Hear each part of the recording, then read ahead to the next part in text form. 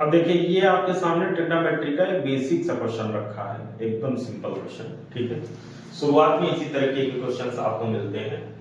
देखिए लिखा है if sin theta equal to 4/5 then find the value of cos theta. एकदम सिंपल क्वेश्चन।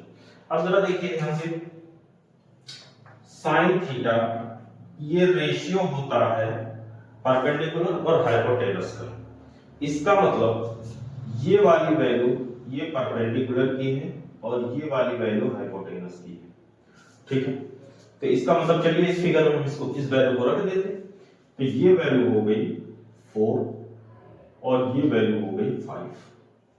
ठीक है, अब देखिए इस ट्रायंगल में हमें अभी इस साइड का पता नहीं है। ठीक है, तो आइए अब इसको निकालने के लिए हम किस चीज का यूज करेंगे, वही Pythagoras theorem. According to Pythagoras theorem क्या होता है, पाइथागोरस थ्योरम के अकॉर्डिंग हाइपोटेनस का square is equal to base perpendicular का स्क्वायर प्लस बेस का स्क्वायर। तो ये हो जाएगा हाइपोटेनस का स्क्वायर हो गया 5 का स्क्वायर इज इक्वल टू 4 का स्क्वायर प्लस बेस। इसकी वैल्यू अभी नहीं पता, इसकी वैल्यू हम इसको वैसे ही लिख देते हैं, यानी ab का स्क्वायर। ठीक है, अब यहां पे ये हो गया 25, ये वैल्यू हो गई 16 और ये हो गया ab स्क्वायर।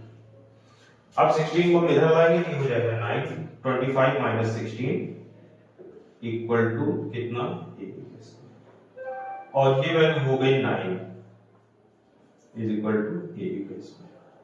अब यहां से हम ab की वैल्यू निकालेंगे तो हमें क्या करना पड़ेगा, दोनों तरफ अंडर रूट ले लेंगे। तो ab इक्वल टू हो जाएगा कितना, इसका 9 का अंडर रूट ले लेंगे तो हो जाएगा 3, यानी ab की वैल्यू आ गई 3। हालांकि जिन्होंने पाइथागोरियन ट्रिपलेट का यूज किया हो तो उन्हें पहले से पता होता है 3 4 5 ये पाइथागोरियन ट्रिपलेट होते हैं। पाइथागोरियन ट्रिपलेट वे नंबर्स होते हैं जो पाइथागोरस थ्योरम को क्या करते हैं, सेटिस्फाई करते हैं, मतलब इसकी साइड पर फिट बैठते हैं। ठीक है, तो ये 3 4 5 क्या है, पाइथागोरियन ट्रिपलेट है। अब हमें ab की वैल्यू मिल गई कितनी, 3। हमें क्या निकालना है, cos थीटा। अब यहां से जब cos थीटा की वैल्यू निकालेंगे तो ये क्या होता है, cos थीटा होता है बेस और हाइपोटेनस का रेशियो, यानी कि ये वैल्यू हो जाएगी कितनी, बेस की वैल्यू हमें मिल गई है 3 और हाइपोटेनस कितना है 5, 3/5। तो ये एक सिंपल सा क्वेश्चन था ट्रिग्नोमेट्री का। ठीक है, जो जनरली आपसे 1 नंबर में पूछा जा सकता है। ठीक है।